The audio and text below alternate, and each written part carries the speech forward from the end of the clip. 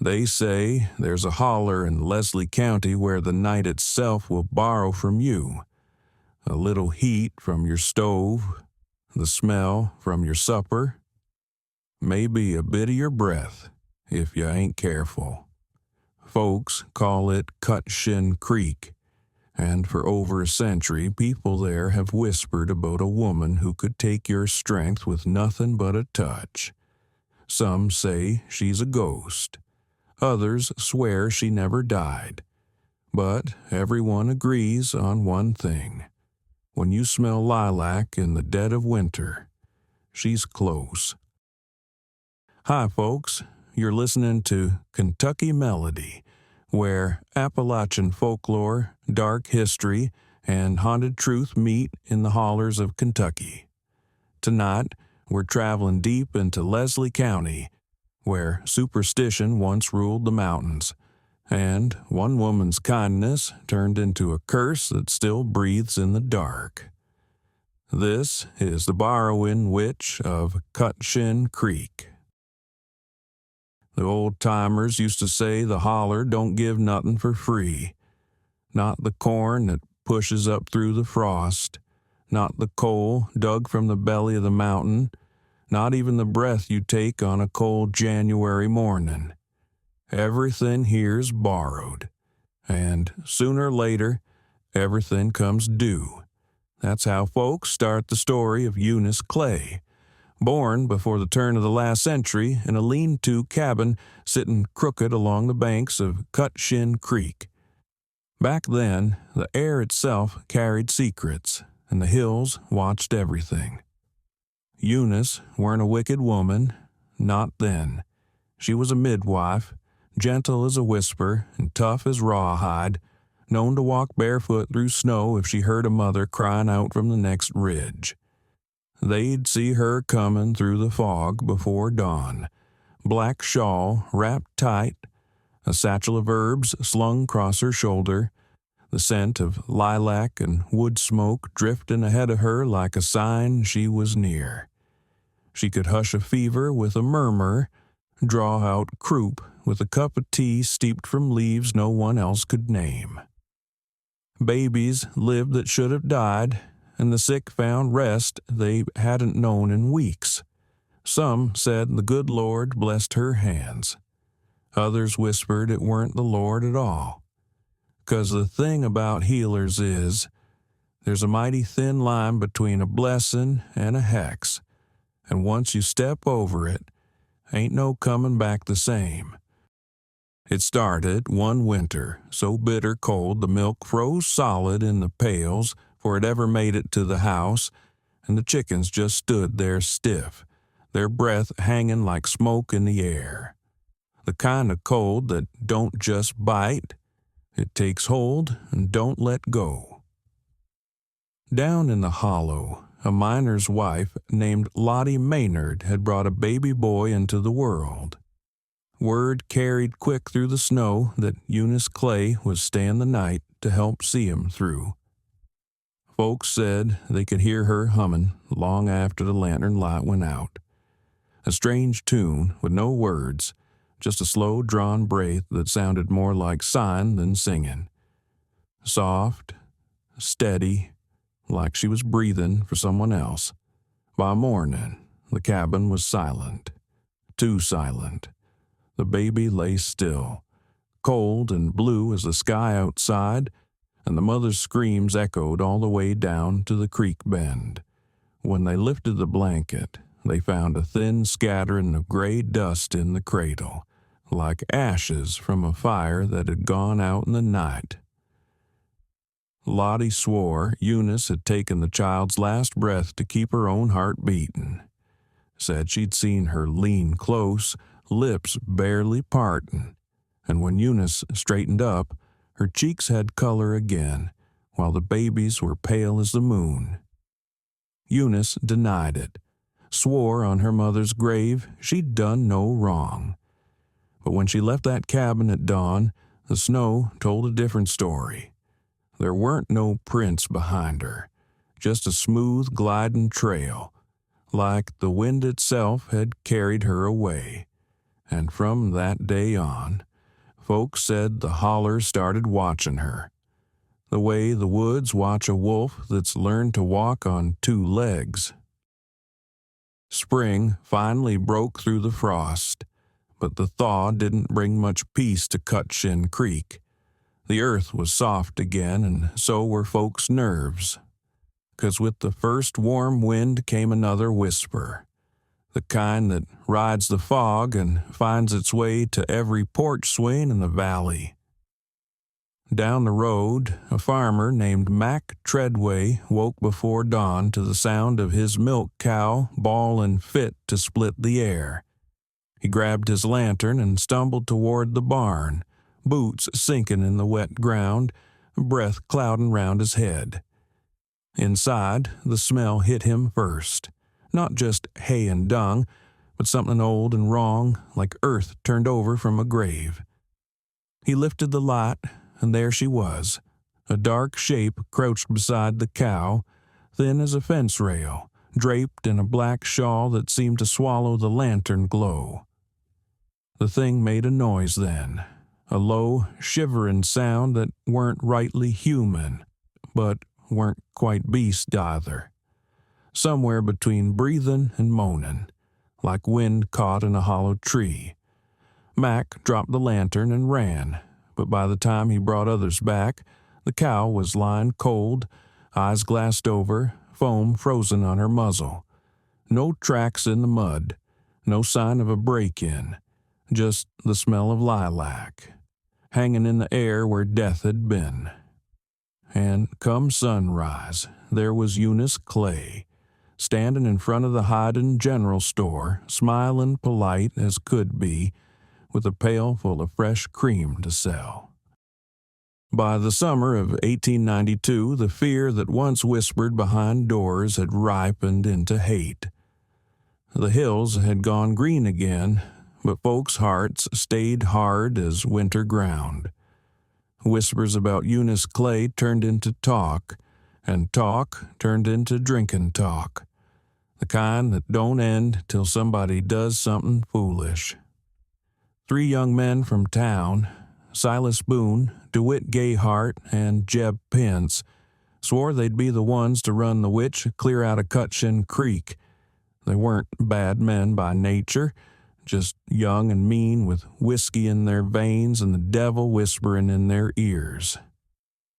One August night, thick with heat and crickets, they lit their torches and took to the trail that led to Eunice's cabin. They laughed loud at first, the way men do when they're scaring off their own fear. When they reached her place, the woods went still. The door hung open, swaying a little in the night breeze. Her black shawl lay folded neat across the step, and from inside came nothing, no light, no sound, no breath. Silas raised his torch and stepped through the doorway, and right then, every flame in the clearing snuffed out. The dark didn't fall, it swallowed.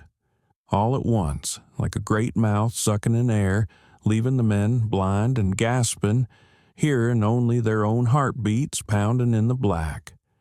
Then the wind rose from nowhere, cold, sharp, and twisting between the trees. And in that wind came a voice, not loud, but close. Too close. It whispered, drawling slow and sweet as poison, "Ain't you boys got breath to spare?"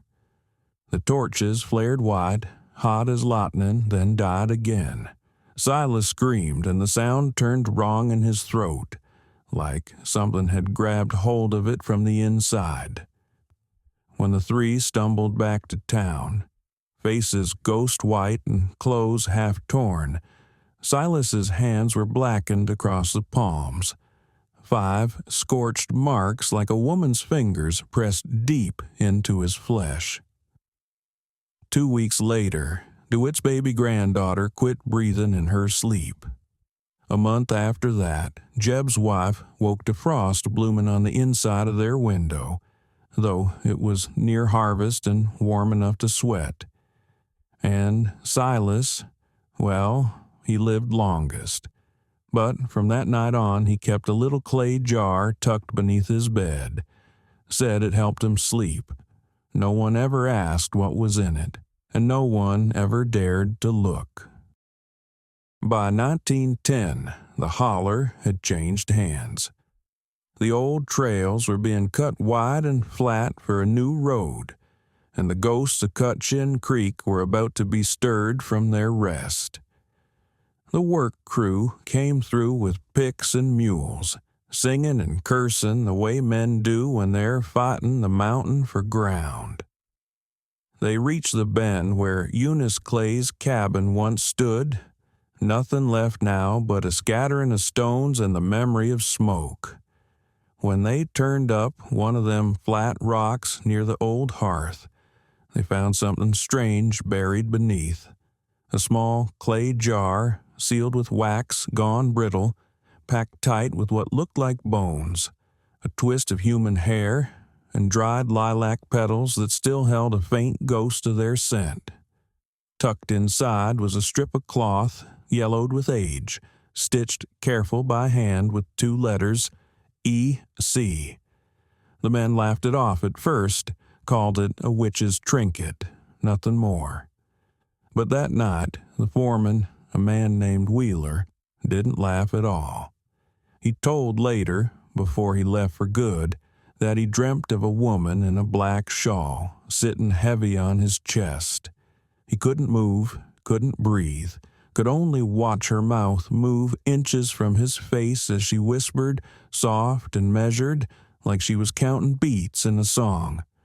1 breath, 2, 3, that's all I took. He woke gasping, drenched in sweat, and found frost crusted on his mustache, though the fire still burned hot in the stove. By daylight, he'd packed his things and rode into hiding, left that clay jar sitting on the counter of the general store, and bought himself a one-way ticket on the first train headed north. No one ever saw Wheeler again. But some say, on cold mornings when the lilacs bloom too early, you can smell her there still. The borrowing witch of Cutshin Creek, waiting for her debt to come due once more. The years rolled on, and the world went and forgot Eunice Clay's name. But the holler never did forget her signs. Cows still went dry without reason. Healthy babies turned pale and still, though no fever ever touched them. And when somebody dropped sudden, no sickness, no warning, folks would lower their voices and say, "The borrowing witch came collectin'." The old ones passed down the warnings quiet, like prayers meant for the dark. They'd say, "If you catch the scent of lilac in the dead of winter, don't open your door. If your breath fogs inside the house, throw a shawl in the fire and watch how it burns.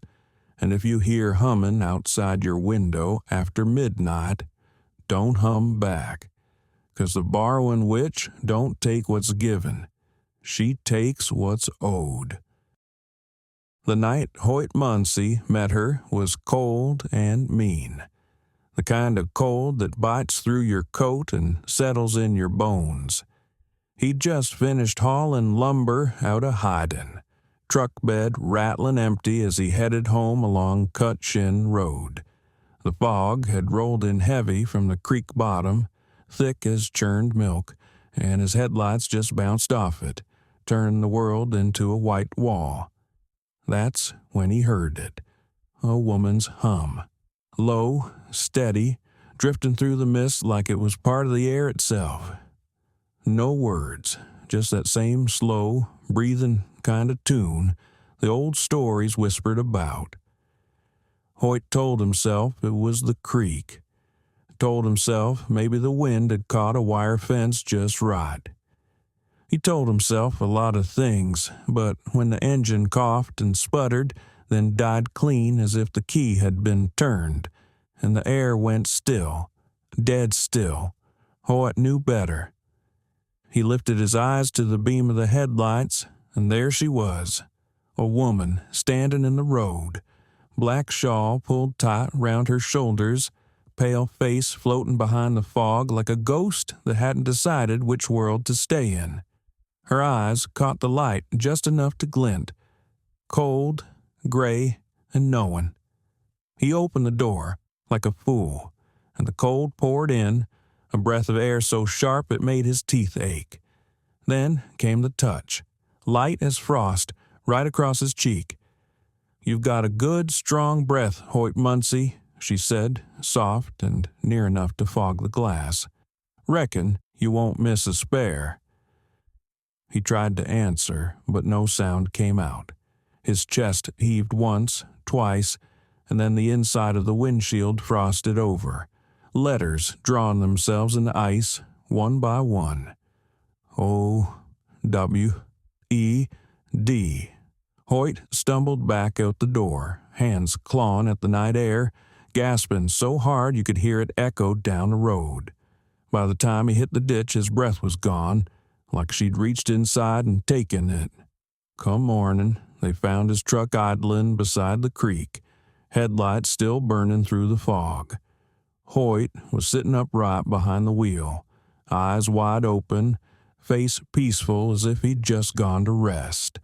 Coroner said both lungs had collapsed, though there weren't a mark on him.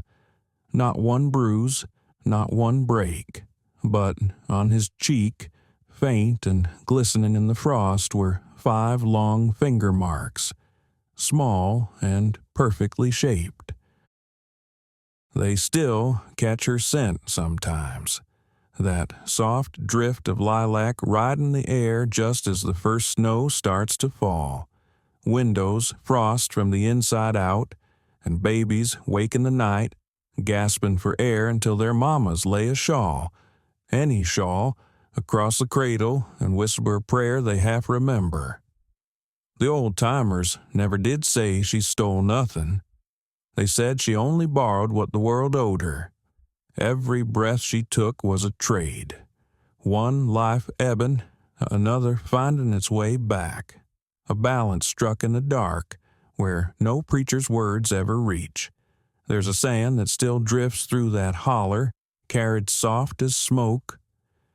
Don't speak ill of a woman buried in borrowed ground. Maybe Eunice Clay weren't evil. Maybe she was just settling debts, taking back what the earth and men had already taken from her. But the holler don't weigh good or evil. It don't bargain or forgive. It just keeps its ledger balanced, and sooner or later, every debt comes due. And every so often, when the wind cuts sharp through the trees and the fog crawls low along Cutshin Creek, you can still hear that hum, slow and even, like someone breathing in and never breathing out again.